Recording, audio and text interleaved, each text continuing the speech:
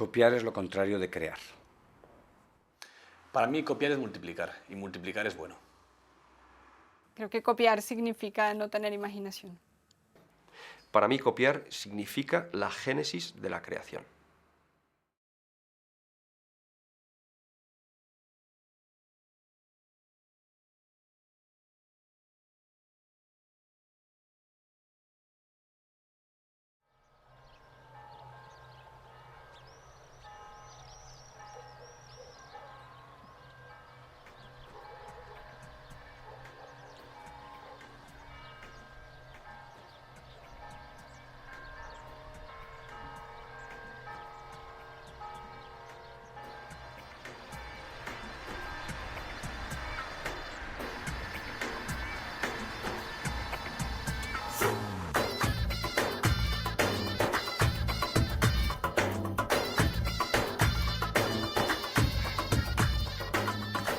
Me llamo Hassan Hashem, yo soy libanés, del Líbano.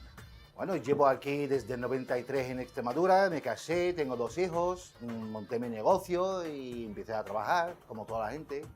Y de repente pues recibo una carta de la Asociación General de Autores, Derechos de... Las GAE ha comprobado que en su establecimiento se viene haciendo uso de obras musicales o audiovisuales para la explotación o amenazación del mismo. Yo aquí, ¿qué quiere que te diga? No he visto a nadie y aquí lo que tengo es lo que hay. Y usted lo va a ver y es lo que hay.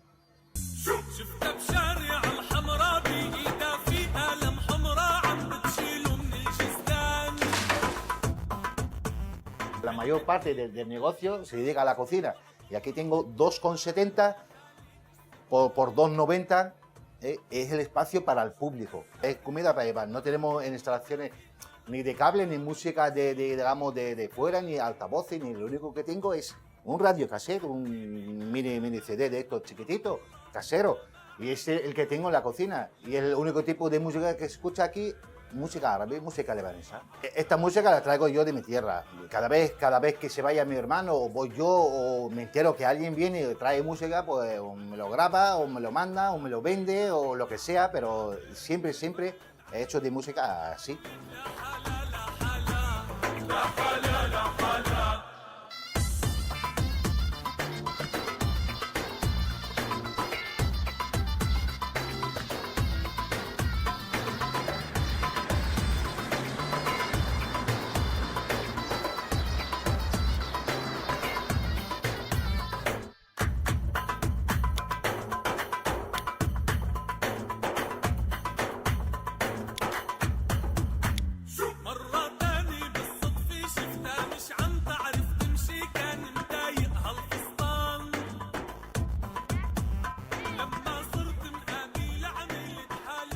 Viendo la situación en este pueblo extremeño, está claro que la propiedad intelectual y los derechos de autor están presentes en nuestra vida diaria. Nuestro proyecto consta de este documental y de un blog en internet donde vamos a ir narrando el desarrollo de la producción y donde vamos a colgar las entrevistas íntegras. También hemos decidido no solo hablar de estos temas, sino experimentarlos, con lo que vamos a intentar licenciar el documental con una licencia distinta del copyright. Una licencia que nos permita colgar el documental en internet para que todo el que quiera pueda visionarlo, descargarlo y copiarlo libremente. En el documental también vamos a narrar el proceso de conseguir esa licencia. Vamos a ver si al final podemos hacerlo.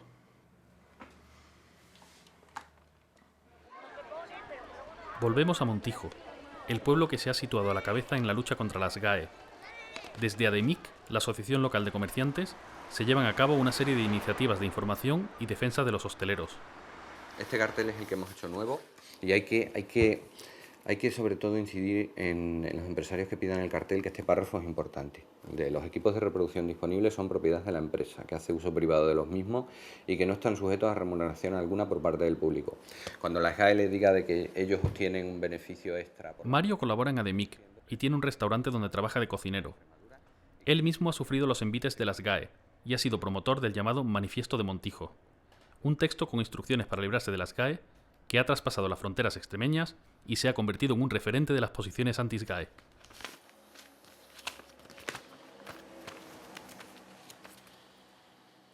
haciendo uso del repertorio de SGAE, Val de la Calzada.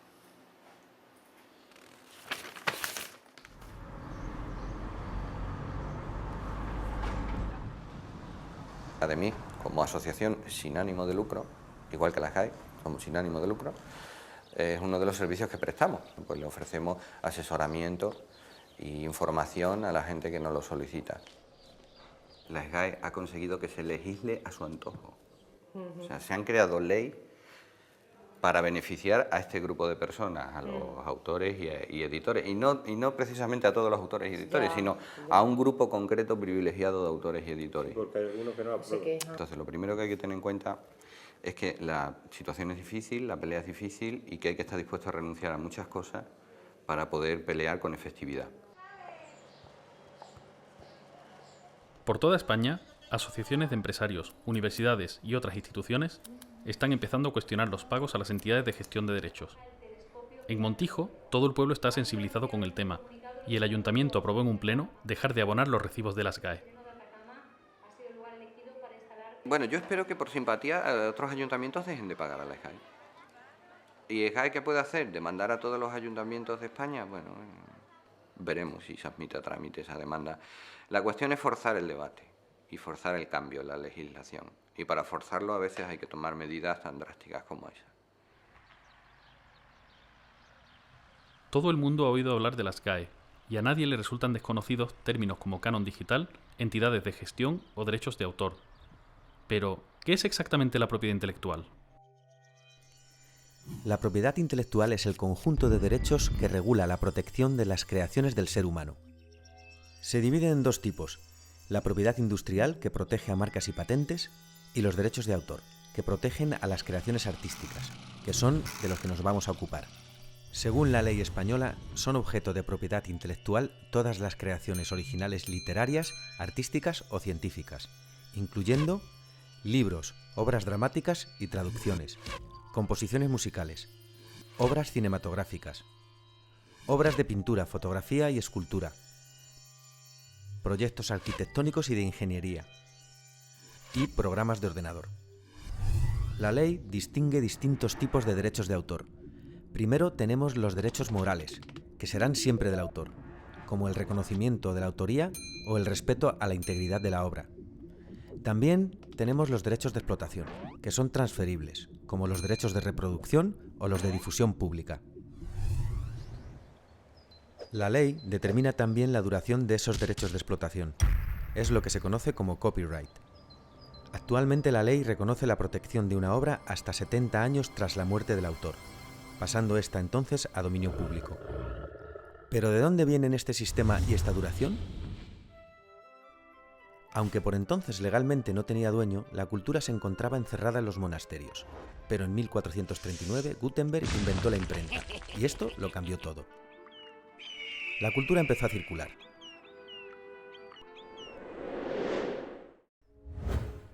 En 1710 llega la primera ley de propiedad intelectual, el Estatuto de Anne, que reconoce los derechos del autor sobre la explotación de su obra, pero también defiende los intereses públicos, obligando al paso a dominio público de la obra tras el periodo de protección. Tenía entonces una duración de 14 años, más otros posibles 14. Desde entonces, el desarrollo tecnológico ha ido posibilitando formas de copiar y difundir la cultura cada vez más rápidas y efectivas, y las duraciones del copyright han ido ampliándose sin cesar. 1710, 28 años. 1831, 42 años. 1909, 56 años. 1976, la vida del autor, más 50 años. Y llegamos a 1998. En este año vimos la última gran extensión del copyright, pasando este a una duración de la vida del autor más 70 años. Esta última extensión se produjo casualmente justo cuando un conocido ratón estadounidense iba a pasar a dominio público, y con él los cientos o miles de millones de dólares generados por su imagen.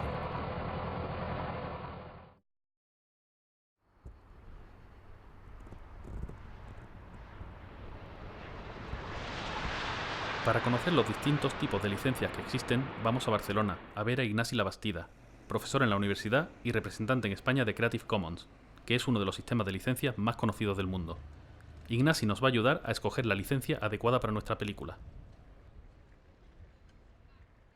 Bueno, Ignacio, hemos venido porque queremos el documental que vamos a producir, colgarlo en internet, que todo el mundo pueda descargárselo y copiarlo libremente. Y entonces queremos saber qué tipo de licencia tenemos que usar y qué opciones existen hoy en día. Pues a ver, si te quieres centrar en el tema de las licencias Creative Commons, hay otras licencias que más o menos tienen cosas parecidas. Tienes que tener claro primero que todas las licencias, las 6 que se ofrecen actualmente, permiten justamente la copia, reproducción, la distribución y la comunicación pública, siempre que no se busque una finalidad comercial. Entonces, si pones una de estas licencias, tú estarás autorizando justamente a que se pueda copiar el documental y que se pueda distribuir. Y después la otra cosa que debes plantear también es si quieres permitir la transformación. A mí me interesa ese documental, pero solo una parte, y quiero crear otro documental a partir del tuyo, lo que se llama legalmente una obra derivada. Juntando todo esto tienes 6 opciones. Desde lo más restringido, no permitir obra derivada, no permitir usos comerciales, a lo más abierto, que sería permitir cualquier tipo de uso comercial y permitir cualquier tipo de modificación. De hecho, la ley dice una cosa, que es que tú no puedes ceder derechos... Parece ser que Creative Commons es el camino a seguir. Para decidir una licencia en concreto y conocer los detalles del proceso, volvemos a Madrid, a consultar a Javier de la Cueva, abogado experto en propiedad intelectual. Pues Javier, venimos de ver a Ignacio Labastida, de Creative Commons España, que nos está explicando los tipos de licencias alternativas que hay. Sí. Porque nosotros tenemos la intención de... ¿Qué le llamas alternativas? Es verdad, tienes razón. Pues otro tipo de licencias menos usuales, quizás, Sí. que el copyright. Y nosotros la intención que tenemos es, nuestro documental, poder colgarlo en internet y que todo el mundo tenga acceso a él. Vale, bueno, pues vamos a ver. Te comento, yo ya he visto el contrato que tenéis vosotros y entonces lo que te voy a dar son unos parámetros generales. Estos parámetros generales yo creo que mejor te los dibujo, porque la verdad es que es un tema que se entiende mejor con un gráfico. Mira, nosotros vamos a partir de aquí, ¿vale? Que este es el inicio. Y el inicio es que vosotros tenéis un contrato entre la productora, que sois vosotros, y Radio Televisión Española. Primero tenemos que analizar es si vuestro contrato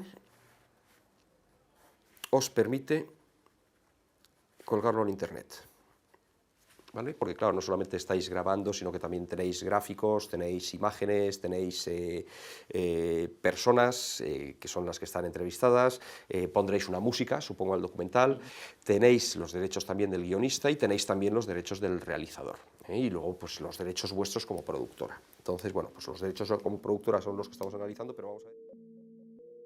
Javier nos explica el laberinto legal que suponen los distintos derechos en una producción audiovisual. Nos habla de derechos de autor y derechos de imagen, también de lo relativo a la coproducción y sus derechos de explotación. Nos cuenta todo lo que tenemos que hacer para poder colgar la película en internet. Tenemos que firmar un contrato de cesión de derechos con todas las personas que generan derechos de autor, como el guionista, director, músico, grafista. En ese contrato tenemos que especificar que el documental se va a licenciar con Creative Commons.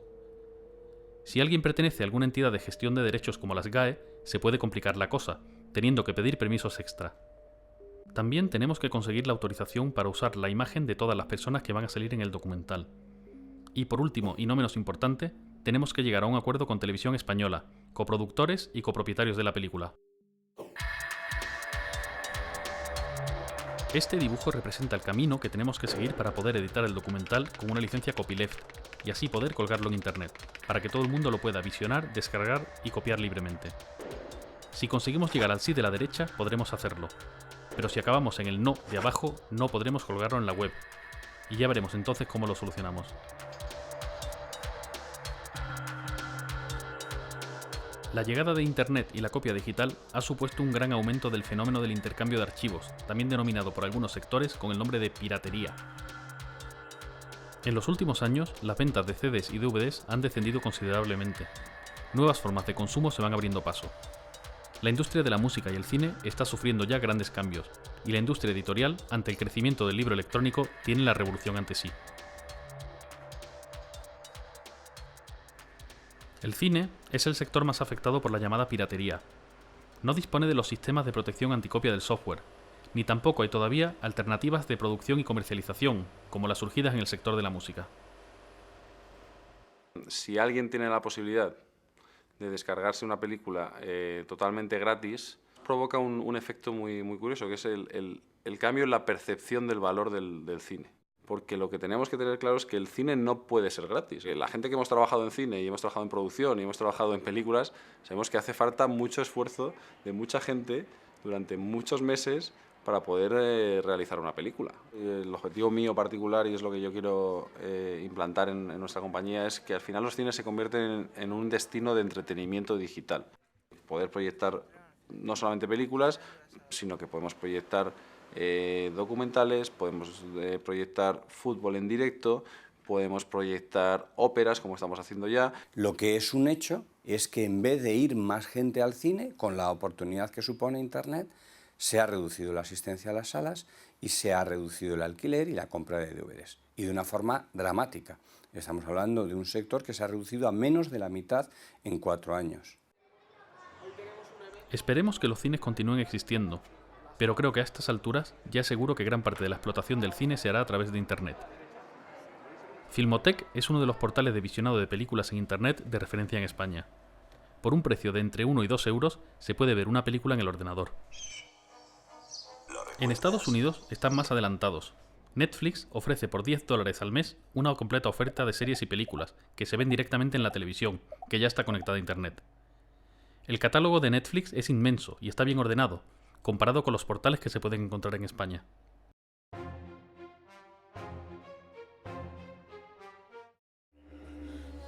I drifted through space for 7 months, lost. La producción cinematográfica se ha vuelto muy difícil. El modelo basado en exhibición en salas y venta de DVDs parece acabado, y los servicios de venta o alquiler de contenidos por Internet están empezando. Hacen falta nuevos modelos de negocio. ¿Stan?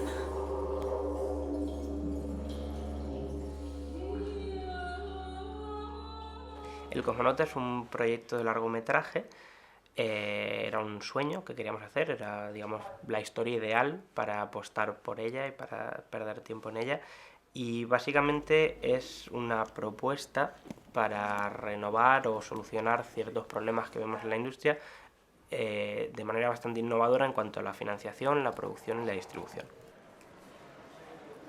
El modelo de negocio del Cosmonauta se basa en hacer participar al público en el proyecto y así fidelizarlo antes de producir la película.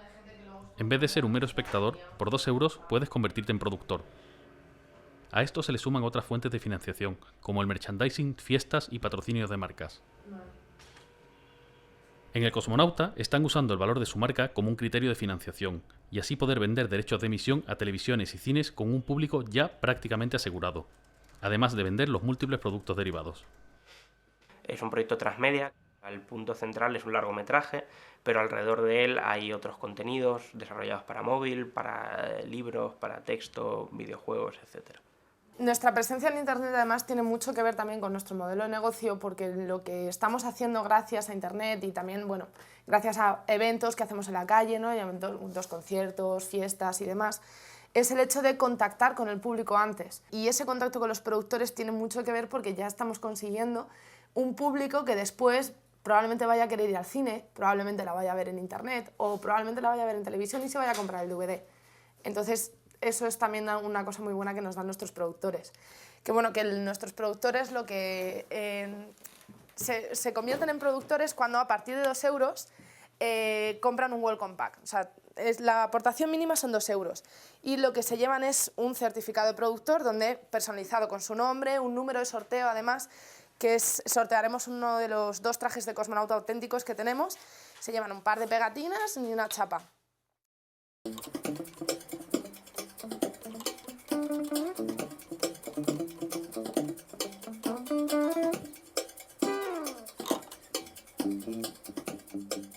Alfonso va a ser el músico de nuestro documental. Ha trabajado con nosotros los últimos 10 años y nos ha compuesto la música de 8 o 9 películas. Él está de acuerdo en colgar el documental en Internet y gustosamente nos da permiso para usar su música, que estará también disponible en la red de una forma gratuita para todo el que quiera. A mí es que me parece lo más natural del mundo. ¿Sabes? Yo no, igual que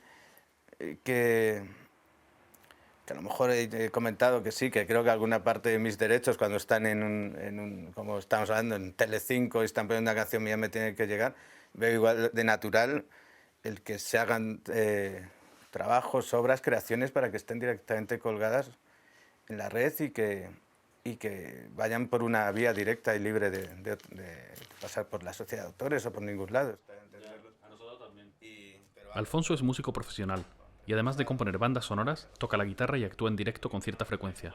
Tiene 3 grupos: Desechos, que es el más rapero, Wakame, de pop japonés, y también colabora con Mariam Hassan, una cantante saharaui. Como la inmensa mayoría de los socios de las GAE, Alfonso es un trabajador de la música y poco tiene que ver con las grandes estrellas. Ahora mismo no sabemos si el mismo Alfonso puede legalmente colgar su propia música en Internet, sin generar derechos de autor. Las GAE podría reclamar un pago a la página web que aloje los archivos. Según el contrato de coproducción que tenemos con Televisión Española, no podemos colgar el documental en Internet. Les hemos propuesto licenciar el documental en copyleft y les hemos enviado información sobre Creative Commons. Estamos esperando su respuesta. La vía del derecho a la propia imagen no parece problemática e iremos recabando permisos mientras grabamos. En cuanto a los derechos de autor, el realizador, guionista, la grafista y el traductor de subtítulos no son problema. Al pertenecer nuestro músico a las GAE, podríamos tener alguna complicación. Pues tenemos que hablar con el abogado.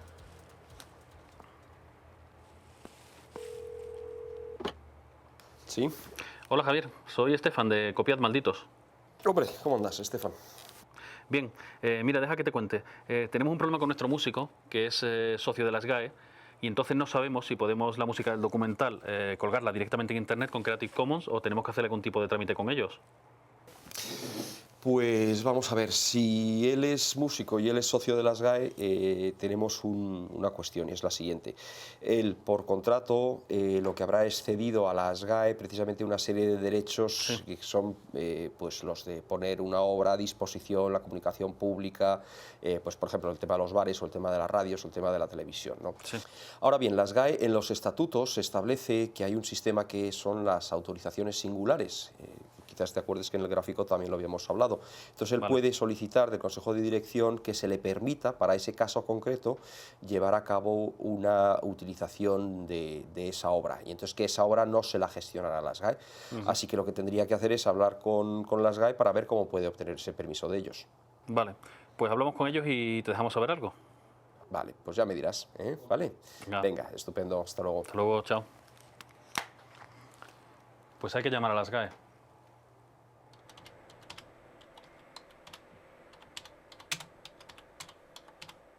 Tras varias llamadas y una visita a las GAE, nadie en el departamento de socios sabe decirnos el procedimiento a seguir. Así que, siguiendo las indicaciones de nuestro abogado, les hacemos una petición formal conforme a los estatutos de la sociedad.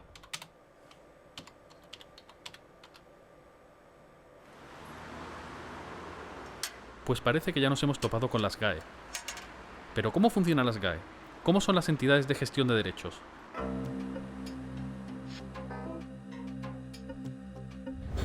La Ley de Propiedad Intelectual obliga a la gestión colectiva de los derechos de autor. Esto significa que un autor no puede recaudar directamente sus derechos, solo puede hacerlo a través de una entidad de gestión. En España hay 8 entidades de este tipo. La más conocida y la mayor es las GAE, que representa a músicos y editores. También tenemos a Cedro, escritores, a GEDI, productores musicales, AIE, músicos, intérpretes y ejecutantes, a ISGE, actores, VEGAP, artistas visuales, EGEDA, productores audiovisuales, IDAMA, cineastas. Estas entidades son privadas y tienen forma jurídica de asociación sin ánimo de lucro. Su tarea es recaudar los derechos de autor que sus asociados generan según la Ley de Propiedad Intelectual. El dinero recaudado lo reparten quitando un porcentaje para el propio funcionamiento de la entidad y otro destinado a un fondo asistencial y promocional.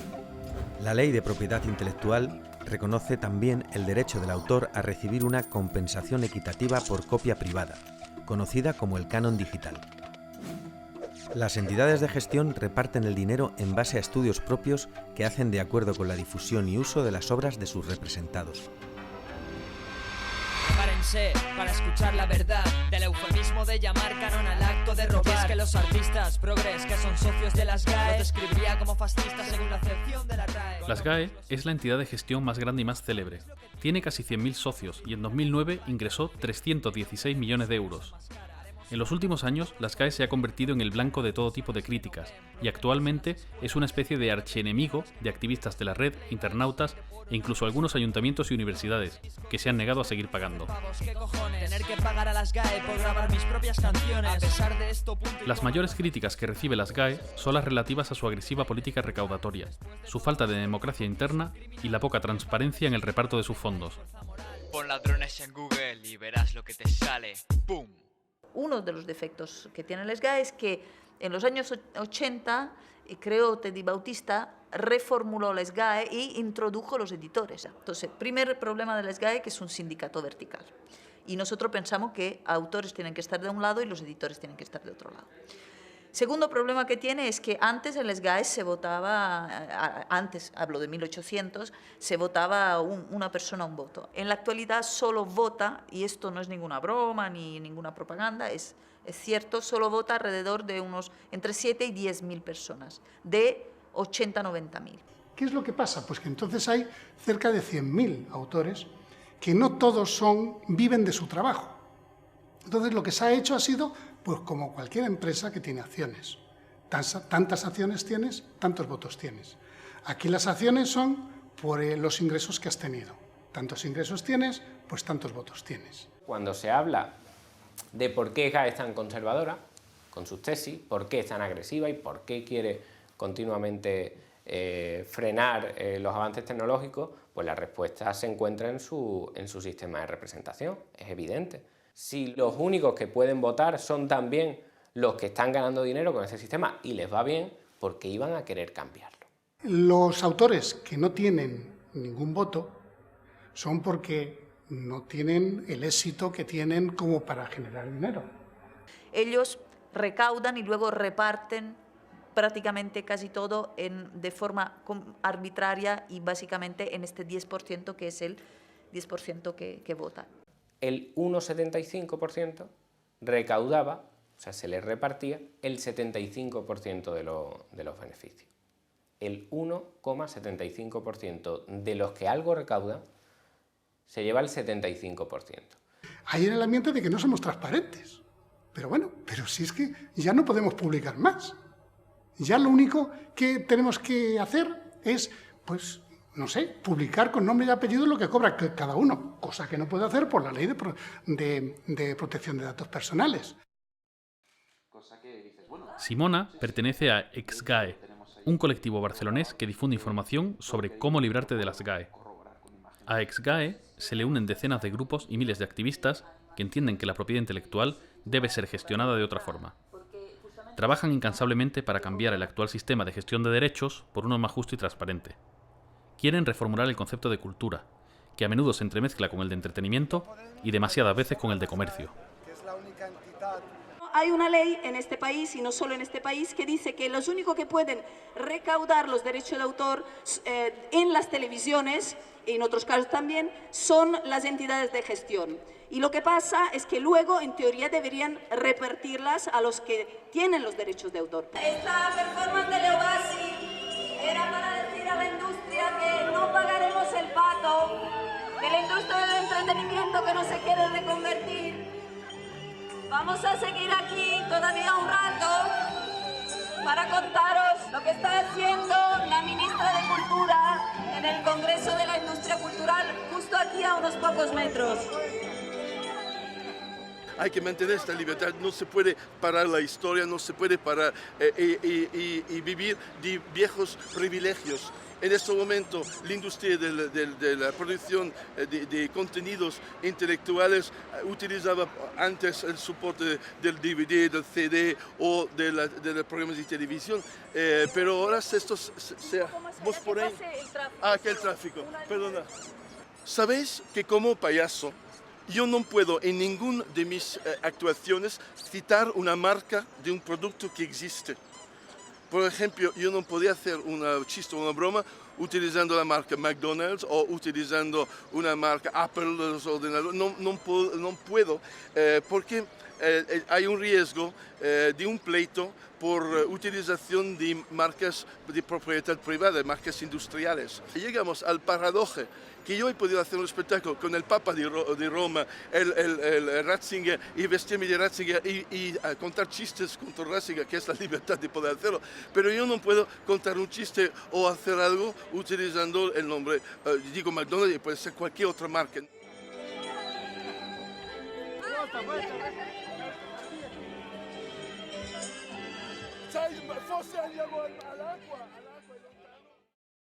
El juez, que hoy en día es magistrado en la Audiencia Provincial de Madrid... Javier de la Cueva nos asesora legalmente. Es un abogado madrileño que trabaja defendiendo a personas o empresas demandadas por las entidades de gestión. Colabora estrechamente con David Bravo, y ambos han defendido a multitud de web de enlaces y bares demandados por la SGAE y otras entidades de gestión. Tenemos el país más avanzado en sentencias de reconocimiento de los derechos de la cultura libre, por cuanto que somos los países además iniciales en cuanto a la primera sentencia sobre copyleft del mundo.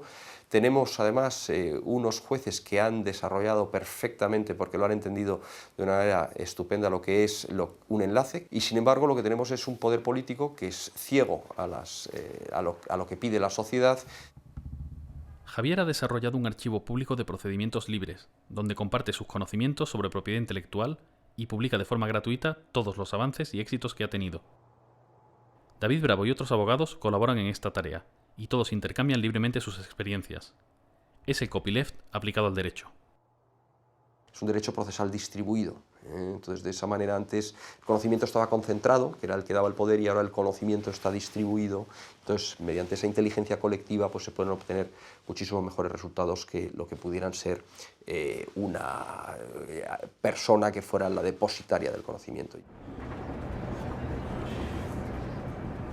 Estos abogados también dedican parte de su tiempo y esfuerzo a divulgar. Es frecuente su presencia en medios de comunicación, charlas universitarias y centros sociales, donde explican su visión de la propiedad intelectual. Nos llaman para que demos información sobre nuestra actividad y claro que vamos. Y en la Universidad de Málaga pues igual, hay personas interesadas en eso. Si hay tipos que se dedican al copyleft y organizan eventos gratuitamente y lo hacen porque quieren ayudar a que se difundan estas ideas, pues si tú no cobras, yo tampoco voy a cobrar. Ahora que me llamas para que dé una conferencia en tu empresa y tal, te voy a cobrar. Que nosotros, Javier y yo, cobramos por los conciertos. ¿Quieres clase de propiedad intelectual? Te cobro. ¿Que quieres un juicio? Yo por moverme te cobro. ¿Por qué no te cobro? Por mis canciones. Tú tienes mis textos en internet. Mis conferencias te las puedes ver todas en internet. No te voy a cobrar por ninguna de ellas. Yo cobro cuando me levanto de esta silla y me voy a otro lado a dar un concierto. Como digo que creo que deben cobrar los músicos.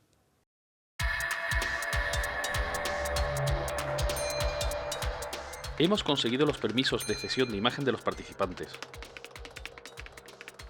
Alfonso ya solicitó un permiso especial para que la música del documental no sea gestionada por las SGAE y así poder colgar la película en internet. Seguimos esperando respuesta. Con Televisión Española hemos revisado el contrato y vamos a editar el documental con una licencia de Creative Commons. Yo he vendido discos, se vendían discos, es decir, unas cantidades aceptables, incluso he llegado a vender cinta de cassette, que salió el primer disco que tuve. Los discos se colocan en las tiendas, los colocan, que los tiene la distribuidora, que es otra parte del engranaje, ¿no? También. Y quitando en algún caso, se suelen devolver casi todos, en nuestro caso. Pero sí, quizás por curiosidad, más que pues se baja música, se escucha. ¿Que cómo lo veo? Esa es la pregunta del millón. Yo veo que es algo imparable. Creo que es una cosa imparable en el sentido que vivimos, en el mundo que vivimos y con la tecnología que vivimos.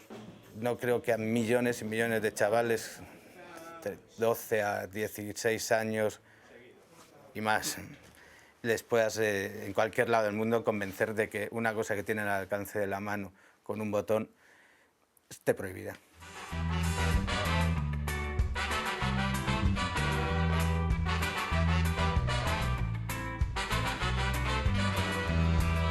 ¿Qué vamos a hacer con esta manía? Tienes todo para poder cruzar la vía. Podrías escapar de un glaciar. Tienes fuerza dentro para eso y mucho más. ¿Qué vamos a hacer para adelante y no hacia atrás? Tienes todo. En el sector de la música ha habido mucho movimiento en estos años. El MP3 se ha universalizado y con el ancho de banda actual se pueden descargar de internet discos enteros en pocos segundos. Las ventas de CDs están bajando sin parar y muchos grupos han empezado a usar internet para darse a conocer e incluso comienzan a autoeditarse.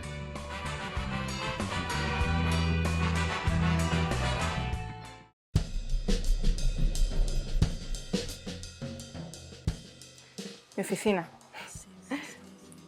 mi net label, ¿no? Mi sello, y no hace falta mucho más. El ordenador, la conexión a internet, y ahora lo he ordenado un poquito. La verdad es que normalmente esto está mucho peor, sobre todo por las cajas de los discos, que aquí tengo unas cuantas, las que necesito más a mano si tengo que enviar algún disco. Aquí hay unas cuantas, pero como en todos los sellos pequeños, casi todo el mundo tiene cajas debajo de la cama, en casa de sus padres, en un armario maletero, porque claro, los discos la verdad es que los sacas, pero bueno, se venden poco. Y no se necesita mucho más, salvo echarle muchas horas, la verdad. Por un lado tengo la web del sello, donde voy alimentando cosas sobre los grupos, sus biografías, las noticias, demás. Y por otro lado, que me lleva bastante tiempo más, es una tienda online.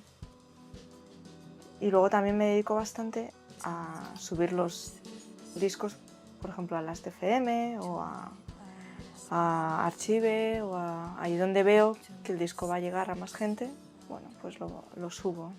Yo creo que las net labels están para otra cosa.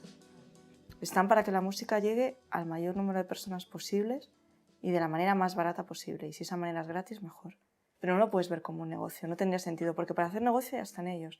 Y si los grupos quieren hacer negocio, ya se van a buscar un contrato discográfico de una multinacional en que les dé dinero. Las discográficas grandes, las discográficas tradicionales, siguen usando esquemas del pasado. Y funcionan, pues eso, de una manera que Internet ha cambiado las reglas del juego. Entonces, se están quedando atrás, porque Internet te facilita a que una única empresa pueda hacerlo todo, y así es una net label. Una discográfica tradicional necesita de un distribuidor, necesita de una tienda y necesita de canales que conecten todos esos puntos de la cadena de la industria discográfica. Una net label lo hace todo, ella sola. No necesitas a nadie, solamente necesitas el creador de la música. Intento moverme de una manera que sea también coherente con mis principios. Y así se lo explico a los grupos. Cuando hay un grupo que me gusta mucho, yo les digo que yo les quiero apoyar, les quiero sacar, pero estas son las cosas de las que creo. Creo en el copyleft, creo en la autogestión y hacerlo todo con los mínimos recursos. Si les parece bien, pues genial, yo feliz. Creo en un mundo con unas compañías que ya no son discográficas. Creo que el cambio es no solo, digamos, de definición, sino de concepto. Es decir, una compañía que basa su función en el disco ya no tiene sentido. La edición literaria se encuentra a las puertas de la revolución. Hay editores que llevan ya años publicando sus textos en Internet, donde se pueden descargar de forma gratuita.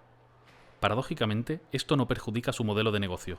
Traficante de Sueños es una librería asociativa, es una editorial, un proyecto editorial, es una alternativa de distribución, es un taller de diseño y es un espacio social. Editamos lo que consideramos que es interesante, lo colocamos a través de la distribución en los lugares que a nosotros nos interesa y llega al público que está más receptivo. O sea, desde que se puso en marcha las herramientas de licencias Creative Commons, ¿no? Que en un primer momento, sin duda, son unas herramientas muy prácticas, para nosotros iba implícito que al utilizar estas licencias los textos estuvieran disponibles en la red. Para mucha gente lo que resulta incomprensible es eso, que tú estés en el mismo día, digamos, que sale de imprenta los ejemplares de un nuevo libro y a la gente lo pueda descargar, ¿no? en Internet.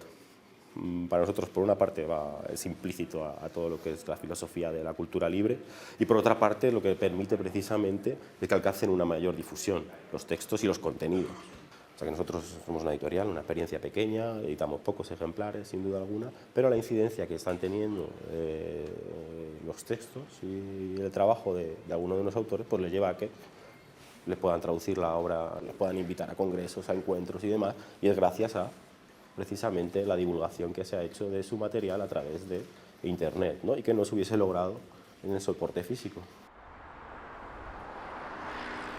Yo creo que la piratería en libros no llega a la dimensión que tiene la piratería en música. Entonces tampoco creo que haya que sobredimensionar la problemática. Evidentemente la industria del libro en general ha sufrido enormes y profundos cambios con la aparición de Internet. Nosotros queremos ofrecer digamos, un catálogo como el que tenemos en papel en oferta digital. Nadie se apresura a demoler su casa, si es que finalmente hay que acabar demoliéndola. Nadie se apresura a restarse oportunidades y, sobre todo, nadie se apresura a reducir su beneficio a final de año. Por tanto, los grupos editoriales han arrastrado los pies. Han dicho, vamos a ver esto cómo va evolucionando y vamos a ganar tiempo.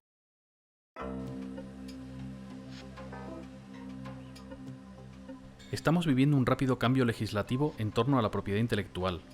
Las leyes van más lentas que el desarrollo tecnológico, y la propiedad intelectual tiene cada vez un mayor peso en la economía. Se están desarrollando nuevas formas para reforzar el control. En España está en estudio una reforma de la Ley de Propiedad Intelectual. Además, la Ley de Economía Sostenible, también llamada Ley Sinde, contempla el corte a páginas web que supuestamente infrinjan la propiedad intelectual.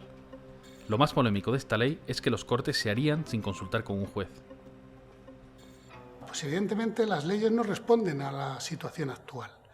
Luego ahí los legisladores son los que tienen una responsabilidad. Lo que hacen los legisladores se traduce directamente sobre la forma de vivir que tienen los autores y la remuneración que tienen por el uso de sus obras. Y la ley Sinde, que se presta tanto al recorte de derechos fundamentales como el de libertad de expresión, sin embargo no conseguirá los efectos presuntamente pretendidos, que es que el intercambio de archivos descienda de forma sensible. Yo creo que la única manera de que la industria detenga completamente la copia, ellos dicen ilegal, yo digo la copia libre en Internet, es convirtiendo Internet en un estado policial y por ende la sociedad.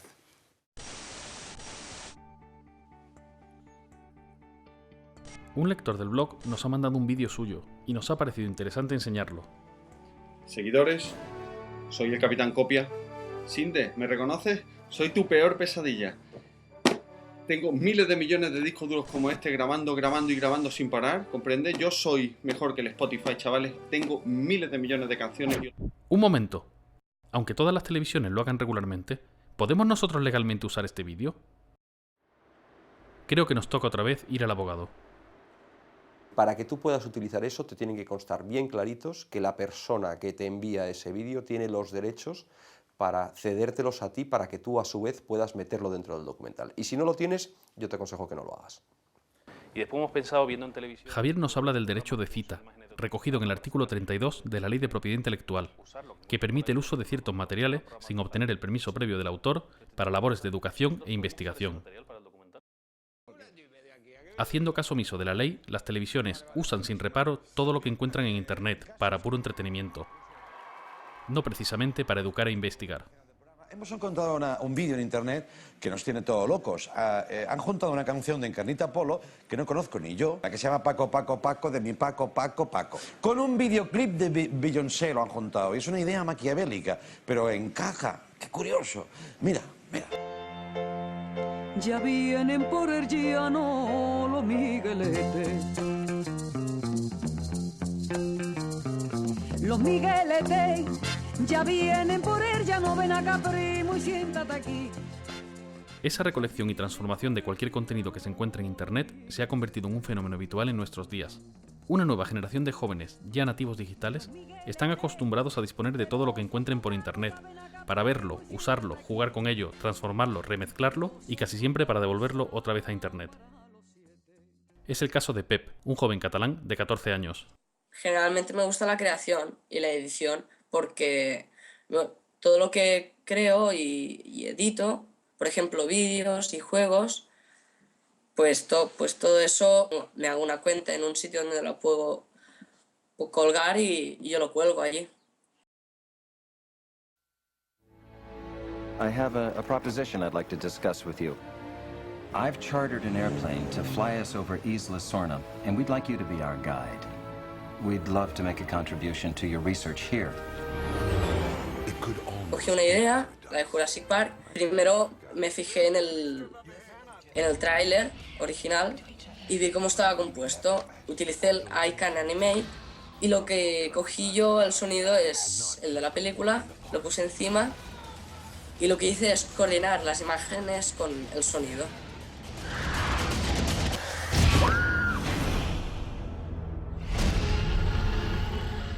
¿Y la propiedad intelectual? ¿Y los derechos de autor? Pep dice que en el colegio nunca le han hablado de esos conceptos, y sobre el uso que él hace de material protegido que consigue en internet, tiene una muy buena explicación. Pues la verdad es que yo en ese momento no sabía nada de derechos de autor. Todo lo que hacía cogiendo cosas de otros estudios, de otras personas, era ilegal. Pero yo no cobro por eso. O sea, es como legal e ilegal a la vez. Estaría muy mal coger imágenes de otra persona para ganar dinero. Pero a ver, lo que no me parece mal es que utilices esas imágenes o sonidos, pero sin que ganes dinero. Creo que las llamadas industrias culturales tienen que empezar a comprender a personas como Pep, que son sus futuros clientes. Eso sí, tienen también que asumir que Pep nunca va a comprar música en CD y probablemente tampoco una película en DVD.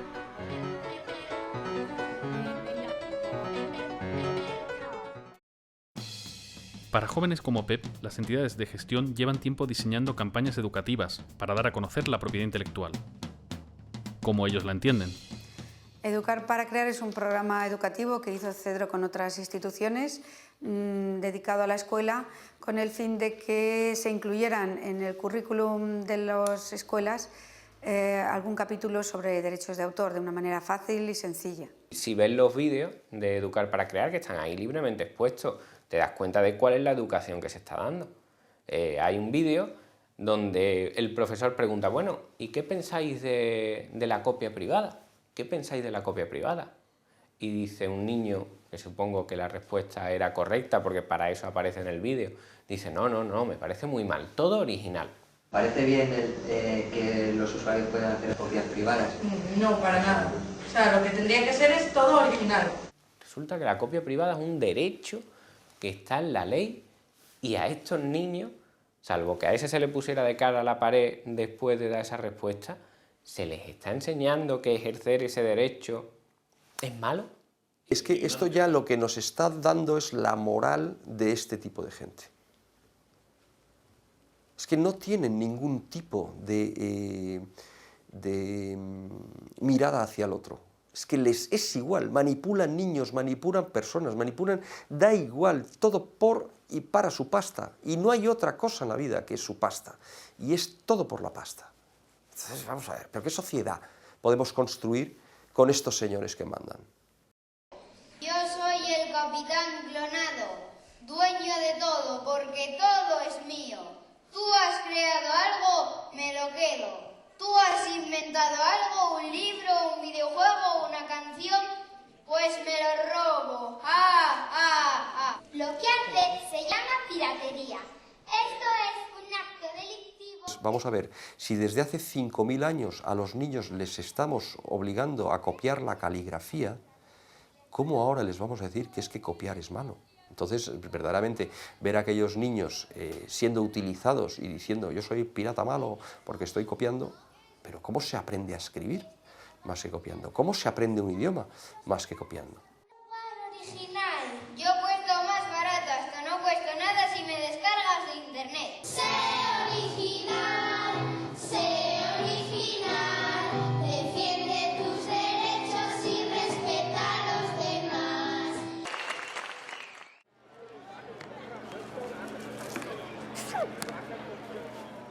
Hasta ahora, el significado de cultura siempre me ha parecido que de cierta forma iba ligado al de comercio. Todo lo relativo a la gestión cultural, subvenciones o ayudas, legislación y las propias entidades de gestión de derechos se basan en una cultura que genera beneficio económico, una cultura comercial. Y muchas veces las llamadas industrias culturales son de facto industrias del entretenimiento. Pero una gran parte de los productores de cultura realizan su tarea de una forma no profesional o incluso altruista. No hay más que pensar en qué porcentaje de escritores viven de las ventas de sus libros, por no hablar de los músicos.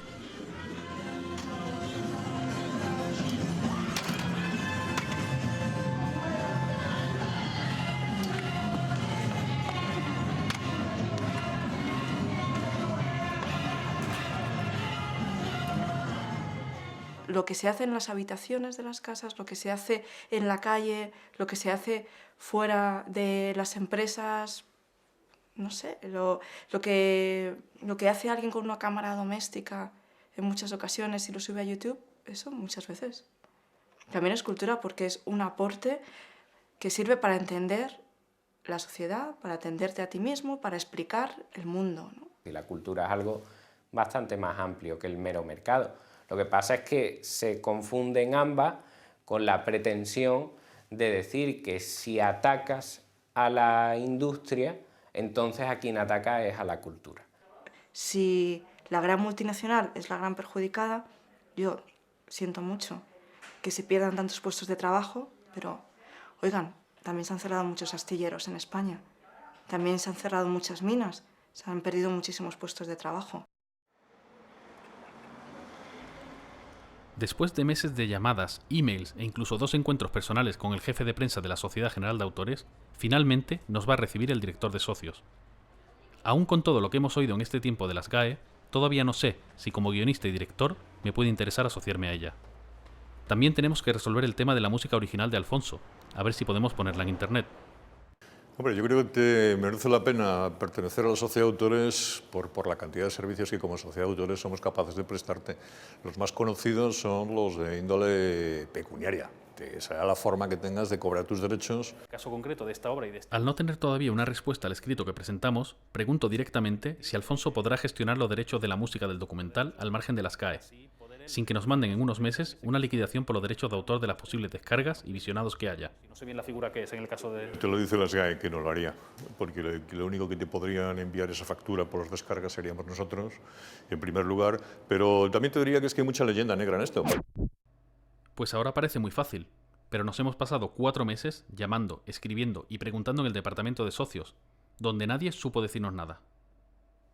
Si tú mismo estableces que no quieres una limitación o que no quieres percibir los derechos de autor en la web, simplemente porque lo tengas en tu propia página, como productor o como autor, o lo tengas distribuido en distintas páginas donde es consultado, visto, reconocido, la difusión es perfectamente libre, perfectamente libre. Al final, todo ha salido bien. Televisión Española está dispuesta a que colguemos el documental en internet y podemos usar la música de Alfonso sin miedo a tener que pagar a las GAE. Ahora nos falta decidir en Elegant Mob si como pequeña empresa podemos permitirnos editar el documental con una licencia copyleft o nos conviene quedarnos con un copyright.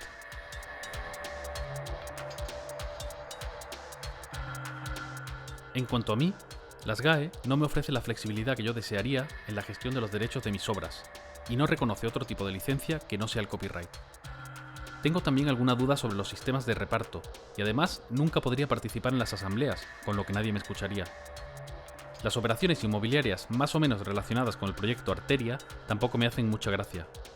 Así que de momento no me voy a asociar a las GAE, aunque ello signifique que no voy a cobrar los derechos de autor que me correspondan. No hay que ser alarmista, decir, uy, qué mal lo hemos hecho, esto se hunde, se acaba. No, se acaba no, seguro que cambia, seguro. Pero acabarse no se va a acabar, porque la gente va a querer seguir teniendo acceso a contenidos culturales, sean películas, sean discos. Si no consigues generar ingresos con la creación de una obra artística, no te vas a dedicar a ello. Nadie se va a dedicar a crear, y a generar contenidos. Estamos en un momento en el cual parece que el mundo se acaba, que no va a haber manera de ganar dinero con la cultura, pero yo no creo que sea así. Yo creo que estamos en un momento de transición y que como toda transición llevará a un modelo nuevo de explotación y un modelo nuevo de relación entre los creadores, la industria cultural y los consumidores de información. Yo creo que Internet, que está creando problemas a otros niveles, como la pedofilia y en otras cosas, pues bueno, pues está, o sea, no por el hecho de ser una nueva tecnología es buena. En algunos momentos pues habrá que normalizarlo. A estas empresas que lo que hacen es, se dedican sistemáticamente a vulnerar los derechos fundamentales de los ciudadanos, lo que hay que hacer es quebrarlas económicamente, que no tengan recursos para seguir haciendo de lobby. Vaya, en música hay más música que nunca, ¿no? Hay más gente, más bandas, más gente tocando instrumentos. Pero vamos, yo creo que la música va hacia adelante y por mucho tiempo, claro. Pues al final casi lo hemos conseguido. De acuerdo con Televisión Española, vamos a licenciar el documental en Creative Commons y vamos a colgarlo en internet para que todo el que quiera pueda visionarlo, descargarlo y copiarlo libremente. Nosotros en Elegant Mob pensamos que en este momento y en este caso es más positivo una distribución a través de internet que proteger el documental con un copyright. Desde las tablillas de arcilla de Mesopotamia de hace 5000 años hasta el último bestseller ya en el siglo XXI, siempre ha habido un escritor y un lector. Siempre habrá un autor y un espectador. Si algo he sacado en claro de toda esta historia es que la cultura nunca va a desaparecer, pero necesitamos que la propiedad intelectual se flexibilice y se actualice a los nuevos tiempos. Las llamadas industrias culturales y los intermediarios han ido cambiando a lo largo de la historia y ahora con Internet toca otra gran evolución. Tenemos que entender que las cosas pueden cambiar, decrecer, evolucionar o incluso desaparecer, y eso no es algo que sea necesariamente malo.